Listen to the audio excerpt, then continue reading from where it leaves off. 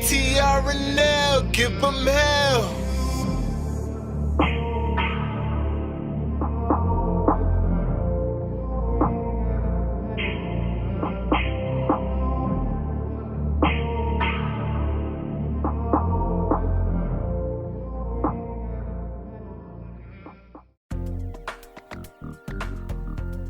Welcome to episode 268 of FBI Retired Case File Review with Jerry Williams.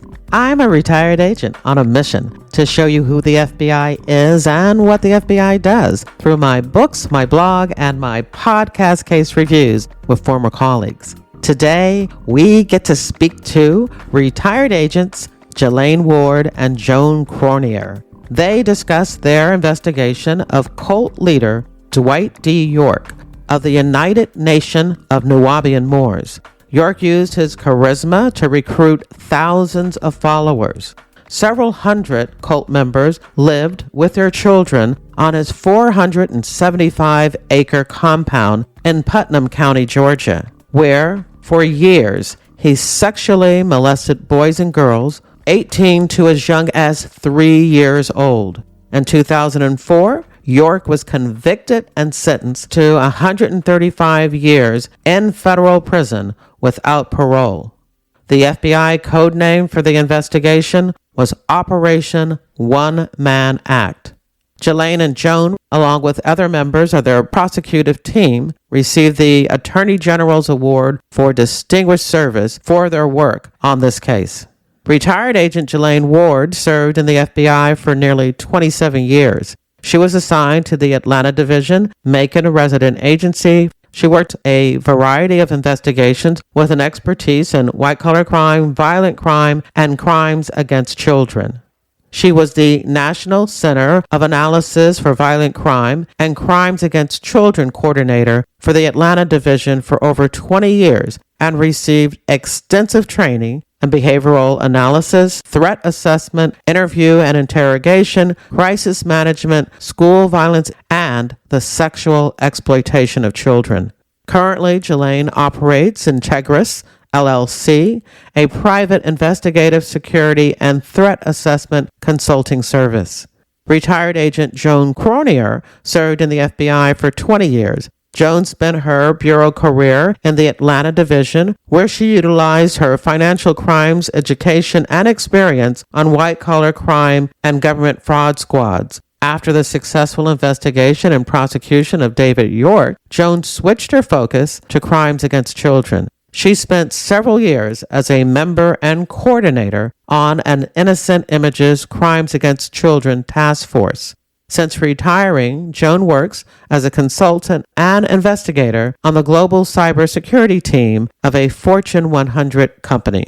Before you listen to the case review, I need to issue a trigger warning. We discuss graphic descriptions of child sexual abuse. If you want to skip that part, please fast forward when the testimony is being read. In your podcast app's description of this episode, you'll find links to where you can buy me a coffee, join my reader team, and learn more about me and my books. Thank you for your support. Now here's the show. I want to welcome my guest, retired agents Jelaine Ward and Joan Cronier.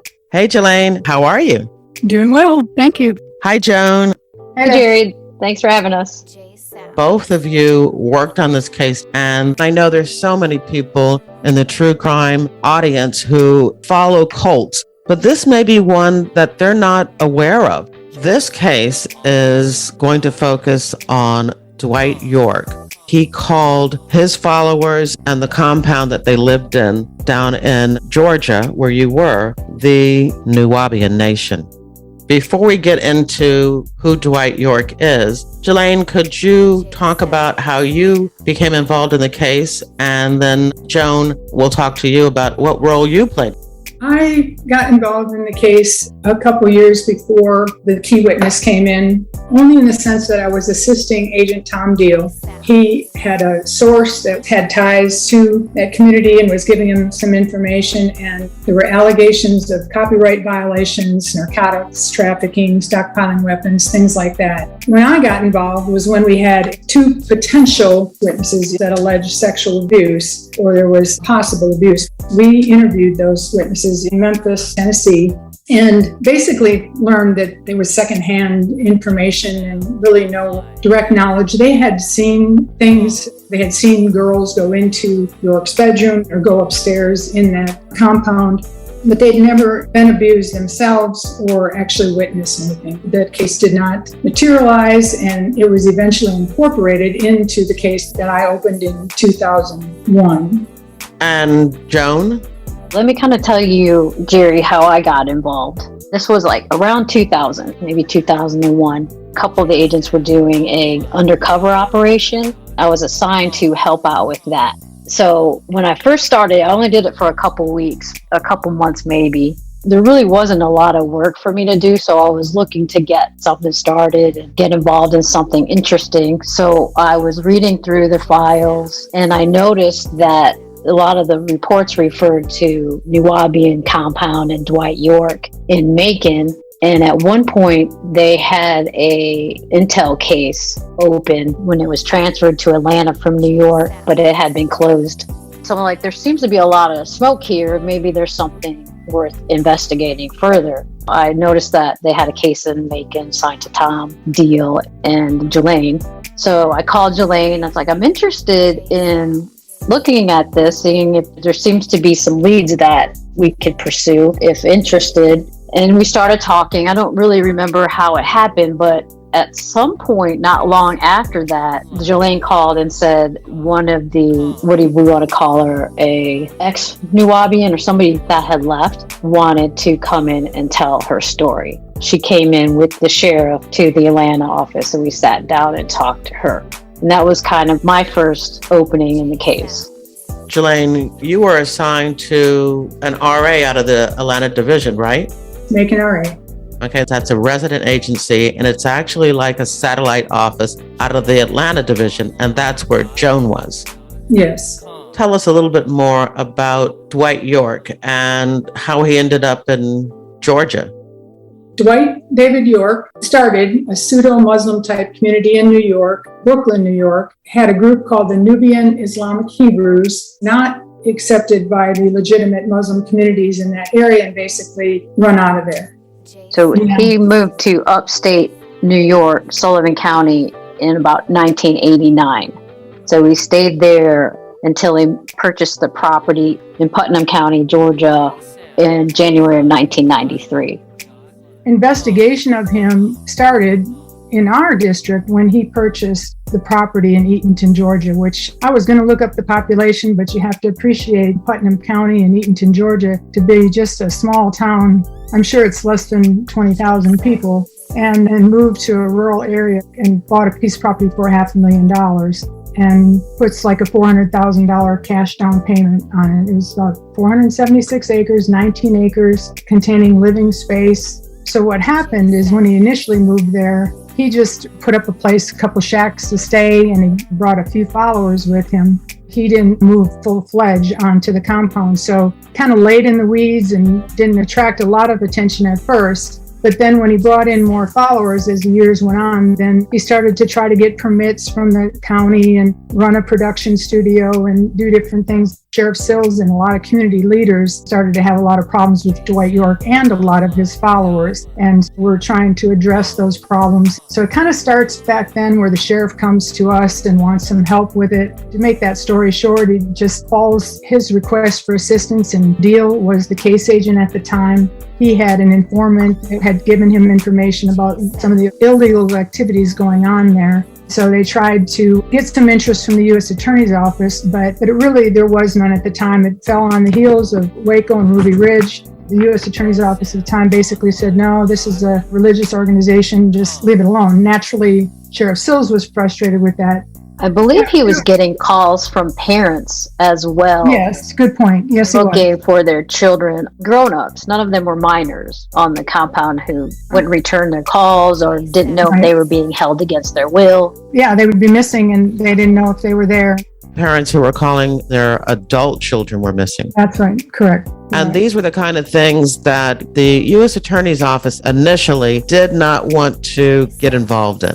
Nope, they did not. And I want to also mention that when we say what their group is called, the United Nation of Nuwaubian Moors, we obviously were not targeting them at all in terms of followers. It had nothing to do with what they believe or their membership. We weren't looking at them at all as villains in this. I think they felt like that somewhat when we did the search, that we were breaking up their world in a sense, coming into the compound. But really, we had nothing against the followers in terms of their choices to worship or to follow and stuff. It just had to do with, obviously, what we felt like was a Wizard of Oz and a charade involving Dwight York.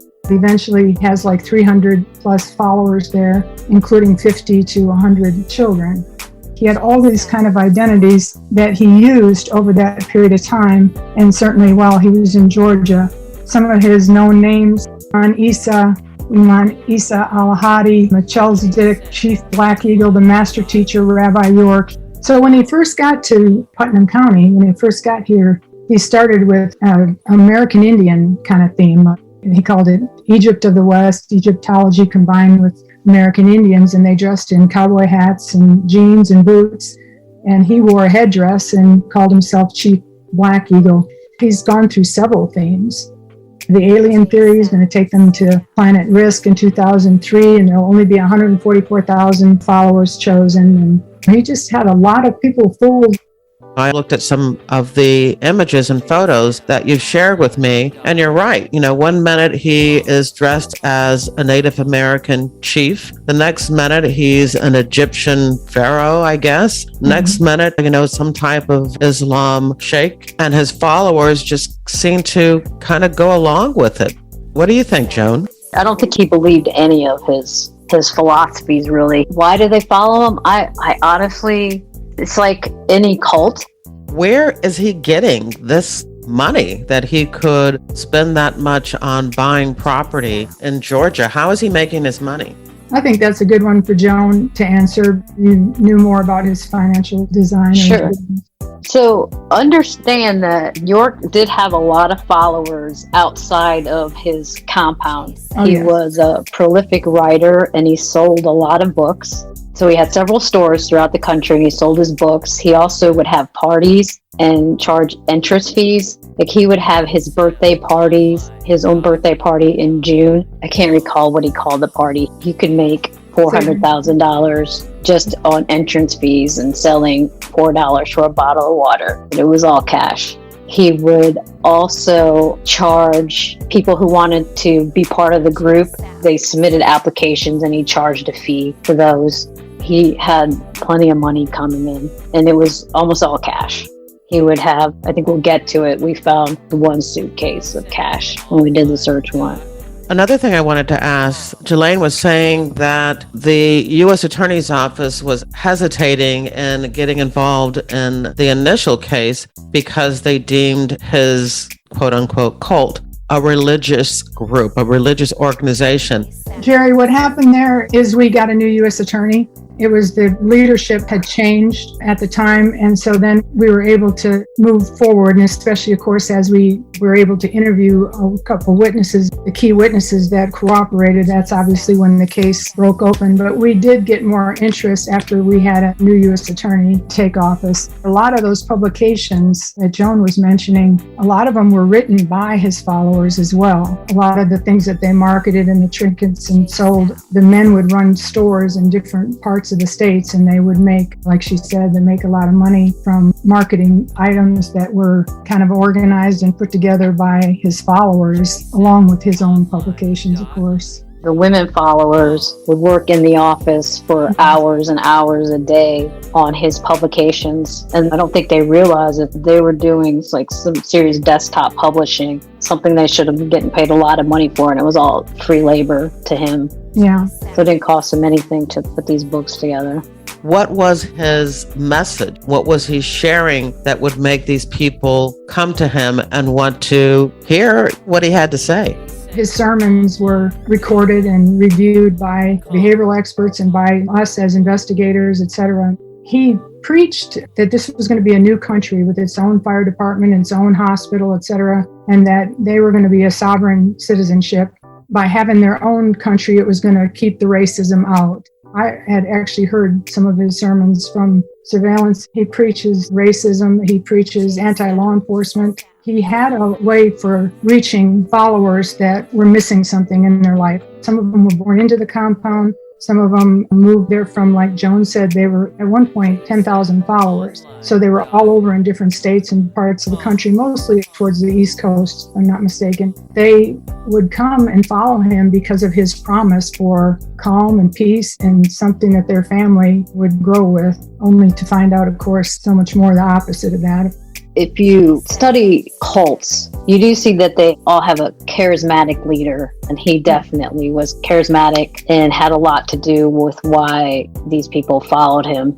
Yes, he did. And he has several of the red flags too, because when they moved to the compound, he separated the women from the children, the husbands from the wives, and they all lived in different areas. The children weren't disciplined by their parents. They were disciplined by his women that followed him and that he had sexual relationships with. They were the ones who would feed and house and discipline these children. So he was able to control what they did and what they thought by keeping them away from their parents. And he also would use the victims that he chose. He would use other sexual partners to shun them or influence them if they didn't comply with his wishes or do as he told. So he had a lot of, like you say, Joan, a lot of control over all of them, the men as well. They weren't allowed to go off the compound unless he gave them permission, and then he had to know where they were going or be escorted. The women had their babies in a hospital with armed guards or guards accompanying them to the hospital. So it was definitely hit on many of the dynamics of a cult leader. And he would portray himself as a god. You know, he's got all kinds of pictures and depictions of him with white robes and standing over small children and a lamb, just like in the pictures of Jesus. He presents that image to his followers, and then they literally, if you looked in the rooms when we did the search warrant, all of them have pictures on their wall of York portrayed as a godly-like person. It's a lot of control, for sure. Why do they follow him? It's like any cult. I think they feel like it's a family at some point, and they thought he was their father, the God, and they just went with what he said.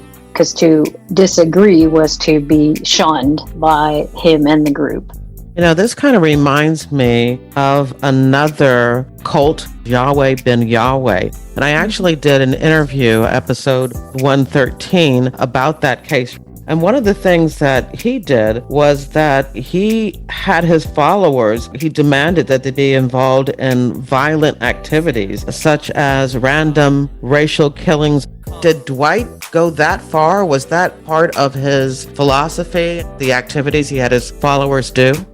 I know that he had his followers harass and vandalize property in the community and harass the leaders and the various community members, planning and zoning commissions and things like that. That was all early on more what the sheriff was dealing with at the time. I interviewed a male witness that at some point he had thought about killing the sheriff and had talked about it with his male followers, but obviously decided that that would bring too much attention to him and had changed his mind. But I don't know of any killings. I wouldn't say for sure, but we were told that there were allegations of arson and murder and crimes like that in New York. Joan, do you know anything else where he would have actually carried out a murder? No, not in Georgia. I mean, he threatened now. I mean, he threatened the judge. He threatened the witnesses. We had to have special protection for our witnesses during the trial. The U.S. Marshals in charge of all that and accompanied the witnesses each day to the trial. So he certainly threatened to do harm. He threatened his followers if they would file child support lawsuits. And of course, he threatened Judge Royal. There were definitely a few threats that we dealt with after the trial, really right up until my retirement for Judge Royal. We identified someone that was allegedly supposed to travel and cause harm. Either we thwarted it or it just never came to fruition. Certainly think he was capable of it. And it's something that we talked about a lot, I guess, in preparing for the search and the entry. Was he going to kill himself? Would he kill others? Obviously our objective was to arrest him off of the compound, not on with his followers, because we felt like that could have generated a problem.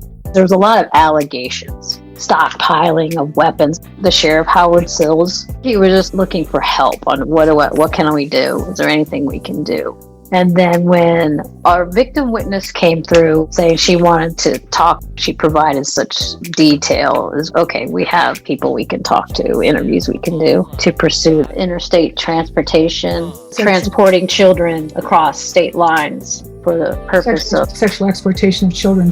So our victim witness came in May of 2001, and she was at the time in her early 20s, and she had been born into the Nuwaubian compound. She was born in 73, and her parents were followers of York. So that's all she knew. She told her story of how she was raised separate from her parents and basically laid out how everything worked. And then she detailed how York molested her starting when she was 14. And then how it evolved from Bushwick, from Brooklyn, and then he moved her to Sullivan County, and then eventually down to Macon. And she provided details of all the other children that he had molested, and it was quite shocking. The holidays are the most delicious time of the year, especially at Whole Foods Market. Whether you're hosting or a guest who wants to impress, Whole Foods Market has everything you need to steal the show at everyday low prices. Their fresh animal welfare certified turkey is a tender and juicy holiday must-have, and always a crowd pleaser. But remember, it's not always the main course that gets the most love. Bake on a budget with 365 by Whole Foods Market baking essentials that must meet their high standards. Did you know Whole Foods Market bans over 230 ingredients from all the food they sell? It's true. That includes all the 365 brand goods with limited time festive flavors. So don't miss those. Plus, find savings on holiday favorites throughout the season. So pop in, explore the wine section, the cheese section, their selection of chocolates. You get the idea. Come get festive at Whole Foods Market. Before she came in, were you aware of the allegations of child sexual abuse, or were you looking at him for other things, other illegal and criminal activities that the sheriff had told you about? Jelaine, I'm going to leave that to you because this was my first exposure. I wouldn't say early on, but there was a point when we had received some allegations, or someone had said that they were, I think the sheriff actually had learned that too through different individuals coming into the hospitals, having the babies, and different cooperating witnesses that he had that would tell him that there were allegations of sexual molestation. We did suspect that, but with that said, we were never able to, until Habiba came in, we were never able to talk to someone who had direct knowledge. We went to Memphis, Tennessee. We did some interviews with some former followers up there, and they had heard that was going on there. They saw girls going into his room and young girls talking about his private parts and things like that was in the interview, but nobody experienced anything firsthand, and they couldn't tell us who to go talk to from there. So it was some allegations of it, not early on, but as we kind of dealt with other matters with that group, it started to surface, but it didn't come forward where we actually were able to corroborate all these witnesses that told their story and kind of realized that it was obviously not only going on, but it had gone on for years. And the acts that were done to these children was just horrific. He chose male and female victims. He chose different ages. He's often referred to as a pedophile. Ken Lanning would say, when Ken and I talked about this, he's really more of just an indiscriminate sexual predator. His love that he professed for the children was fake, kind of fake presentation, and he just chose victims based on their eyes, their rear end, how they walked, whatever he chose. He would tell the women that were following him already and had sexual relations for years, he would just tell them to bring that child to him. And of course, from there, it just went. Some of the women didn't want to and didn't have any choice because of the whole dynamics of the living. They had no place to go. Their parents were there. There were all kinds of reasons that they would end up agreeing to his requests. He would have the children come to him daily and multiple times daily in groups. And there was typically a lot of oral sex, but it was typically in a group. 2 to 3 and 4 women at a time, and girls at a time, or boys, 2 boys at a time, things like that. It was, I think it was unusual for him to have just one partner with him during a sex act. When Habiba came in, she definitely provided evidence of that. We only had allegations of it. We never had another witness tell us that they were molested until Habiba came in. Habiba was the first witness. Yes, and Jerry, she had a really good memory. When she first came in that first day, she was kind of shy and reserved. And then she provided enough information for us to go, okay, we need to look at this. And so I went back and we sat down and I did a detailed interview. We sat down, she went over her whole life. She, of course, remembered all her friends and everything that happened. And we did a detailed 302 of everything that happened. I have an excerpt if you want me to read it to you. I think having her own words. Yes, that'd be fantastic. Here's an example of the details that came out. This is just an excerpt. Once, I'm going to call her W, moved to Sullivan County, York continued to have anal and oral sex with her. York had a trailer where he had sex with W and the other girls. Sex with York became more frequent and York became more open about having sex with the girls. It became an orgy-like atmosphere in the trailer as York had sex with the girls in front of each other. W saw York having sex with N, C, and C. York also began having sex with other girls who were 14 or 15 who had moved to Sullivan County from one of York's communities. These girls were S, E, and E. W saw York having sex with these girls as well. When W was approximately 15 years old and still living in Sullivan County, York told her to get A and bring her to him in his trailer. York told W that A was having problems and needed extra attention. W brought A to York's trailer. York talked to A about sex. York told W to talk to A and tell her that it was okay to have sex with York and that it was part of a Sudanese culture. Shortly after York had his first meeting with A, York told W to bring A to his trailer again, which he did. York put in a pornographic tape and told W to perform oral sex on him in front of A. He told A to watch what W did and do what she did. W placed A's hand on York's penis. A performed oral sex on York. A was 8 years old at the time.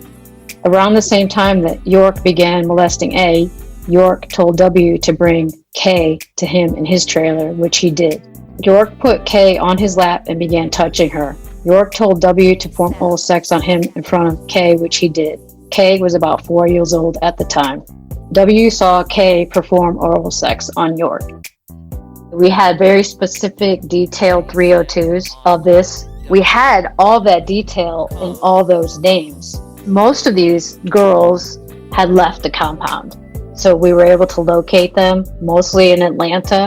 I spent weeks, months getting to know them and talking to them, and had similar interviews and 302s where they provided very graphic details about what happened to them and who they witnessed being molested as well. When you put that together, and we gave it to the new AUSA, which Jelaine would know more about, and our SAC, and it was, we got to do something. We can't just let this go. When you consider they also provided specific details of at least 5 minors, victims who were still on the compound, who they know were being molested because they were there and saw it happening. They had firsthand knowledge that these 5 kids were still on the compound and most likely still being molested. So it adds some urgency. Initially, when you're first learning about these child victims, whether they had left the compound or they were still on the compound, but when you were getting ready to put together charges, how many people were you aware of at that time? And then after you actually executed search warrants, how large did your victim population get to be? I mean, there's more that were mentioned kind of like during the interviews of other people. But as far as who we interviewed and talked about their own molestation, there's at least like 21, 22 victims. We have like 40 interviews in a notebook, some of which are male interviews where they talk about their involvement with York as well. But there's about 20, I counted them, there was probably like 21 victims that we interviewed and identified that were prepared to testify at the trial. There's so many more victims because they were molested in Athens. A lot of this went on from New York. A lot of the followers that were there that were supporting York, some of them were female victims that had been molested when they were children back in New York. I would say there's, like I said, 21 that were prepared to testify, but there's many, many more victims than that. And as far as the interstate transportation, we have specific detailed interviews by the victims who say, we were in New York, and then when York moved to Eatonton, he called up to New York and he decided who was coming down. He was molesting the kids there, and he's like, I want them to come down here. And then he continued to molest them in Georgia. And there are a few trips to Disney World where he took his victims there as well. Those trips kind of gave us the teeth of the indictment in terms of the sexual exploitation. I mean, they were a good half of it, I should say. The other half was when they're transported from New York to Georgia, but also when they're transported interstate to Florida. That gave additional sexual exploitation of children charge accounts for us because they were transported. And, we used what they call the One Man Act. MANN Act. It's an old name for a statute that for transporting children across the state lines for sexual purposes. That's when the case kind of got the name One Man Act because of that, because obviously it's the statute we used and he was the lone offender. As far as his cult is concerned, was he the only one that was molesting children? I mean, did he have restrictions where others couldn't do what he was doing? I would say that the ones he selected to molest were his victims. To my knowledge, in our investigation, he never had other men participate in those acts with him or was knowledgeable of them taking any of these girls to their trailers, etc., to molest them. It was just him. Based on these interviews that you've done, you take it to the U.S. attorney and it's decided that you're going to proceed and charge him. I could imagine that arranging that search and arrest operation had to be a pretty big deal for the Macon, Georgia RA.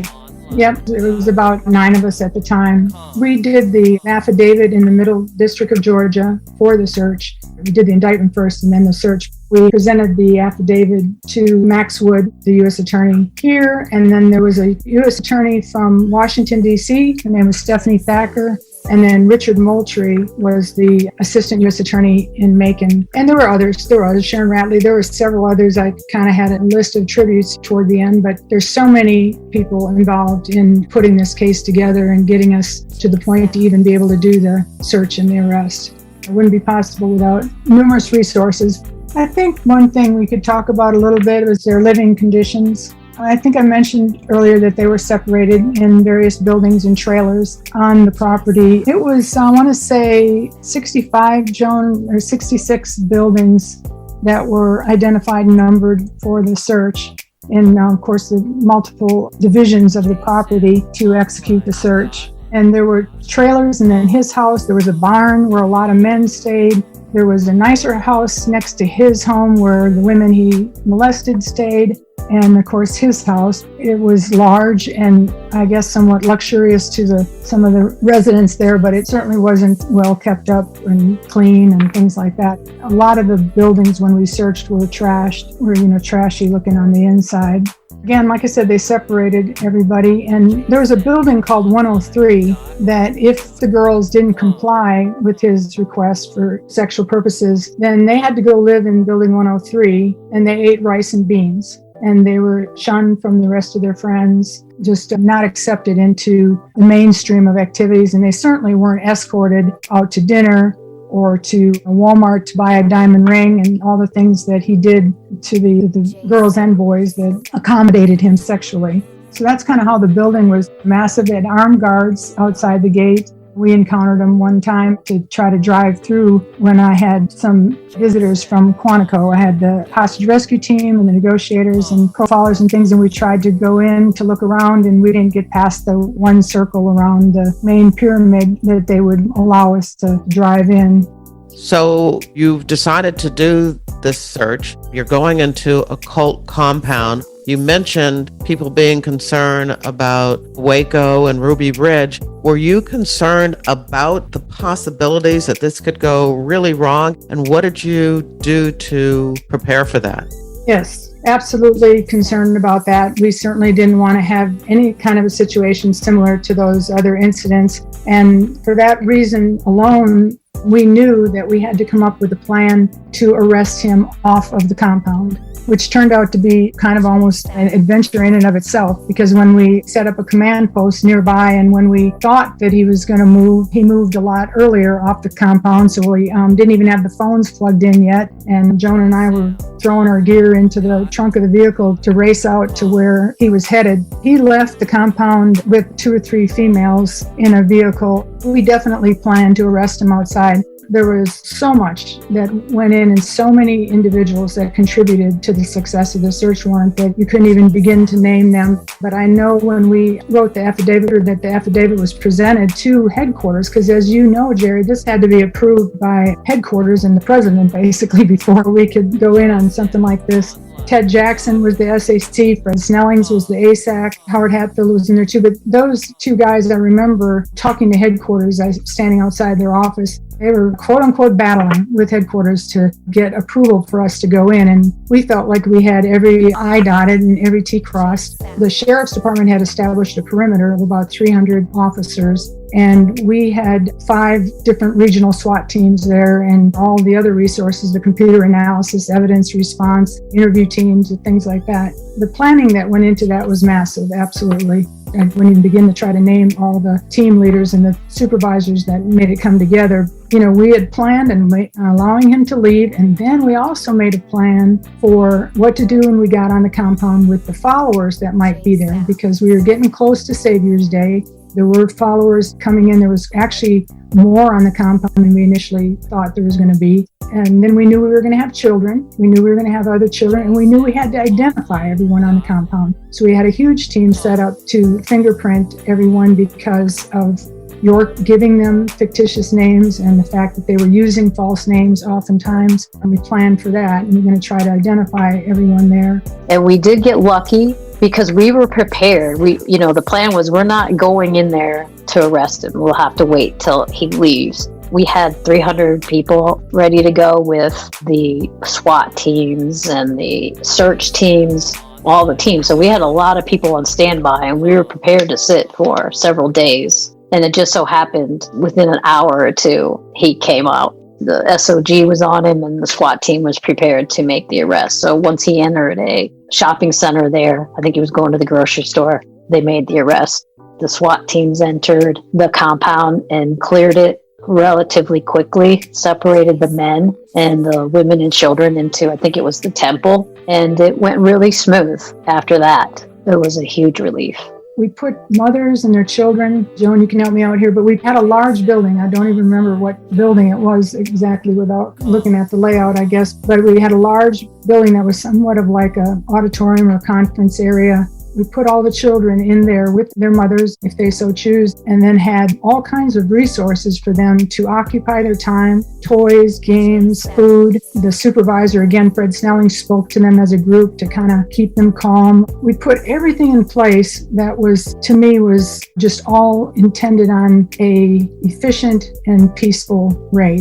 We had 5 computer analysis teams. We had defects there to deal with. We had 5 victims that were on the property and needed to be interviewed. We had numerous interview teams set up, and on and on and on. It just was that kind of massive enterprise or massive operation, I should say. But we did have help early on from behavioral analysis and hostage negotiators. Sat around the conference tables many times and talked about who are we dealing with here. I think that was measurable contribution as well, because when you have a leader like that, you're trying to answer the questions. Is he insane? Is he in touch with reality? Is he just antisocial? What kind of person here, in case things would go awry or he would do something crazy and take hostage or whatever, that we were prepared from that aspect. So we did that, and we certainly learned a lot about him and his personality assessment, which prepared us for that. And then the negotiators were on standby. They were at the scene in the event of any crisis that way. And to be honest, the men on the compound were unpredictable as well. We didn't wait till all of them were off or anything like that, but those men have been told by York to protect him at all costs. We weren't sure how far they would go either when they learned that we had their leader, et cetera, in custody. We did all that preparation for something like that. And in the end, Ken Lanning testified at the trial to the grooming process and the whole sexual exploitation. He's an incredible expert. And Jennifer Aiken, you might know her as well, but her information regarding predators was used in the affidavit for the warrant. And the next day in the paper, it came out that the FBI carried out a flawless raid, or was carried out flawlessly or something like that. We were thankful for that. I think it could have turned either way. We felt definitely lucky to have it turn out the way it did. Well, you mentioned the name Ken Lanning, and I've spoken with him, and he's definitely an expert on child sexual abuse. I interviewed him on episode 165, if anybody is interested in learning more about his expertise and the whole grooming process that you talked about. So this flawless raid, what did you find during the search?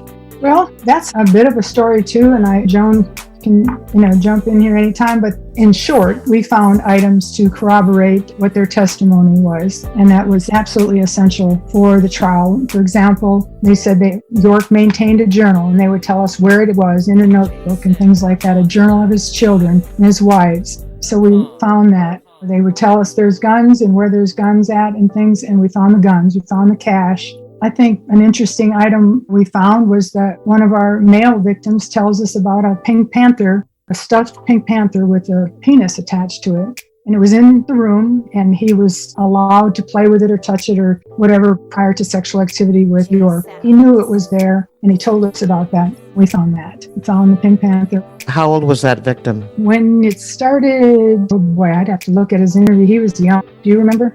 Probably 10. 10, yeah. John and I interviewed him, but he was, molested repeatedly after that, and then had brought another male victim as well. There were a few. And we found, of course, the cash, the silver suitcase that the cash was allegedly in, and that was obviously helpful. How much cash? In that suitcase, I want to say it was $500,000, right, Joan? Yeah, about 400,000. Yeah, of course, that was forfeited. And so that was good. And then we found letters from his followers. We found pornography, and we found some videos. We did not find what you would consider child pornography. And there's, you can speculate on why that might be, but I think he had victims available to him and access to him every day. He didn't need to have the collection. We found some of the sex paraphernalia, and I think a big thing we found too is so many of the victims told us that the sexual acts going up a spiral staircase into his bedroom and then on a large oversized animal print pillow, and that pillow was obviously taken from the scene, and we took pictures of the stairwell, the spiral stairwell, and the stairwell had a name on it that says, "Do not go upstairs." So many victims told us about that was said. And again, that all helps to tell the jury that they were there, that they're telling the truth and not York. And the animal print pillow, we sent that to the lab. The lab report came back, and it was too much DNA on it to even begin to separate and identify whose it was. And that's absolutely horrific and sad. Terrible. It's absolutely terrible, yeah. The holidays are the most delicious time of the year, especially at Whole Foods Market.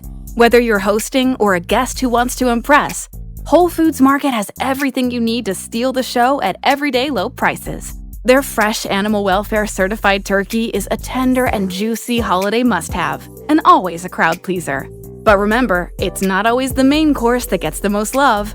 Bake on a budget with 365 by Whole Foods Market baking essentials that must meet their high standards.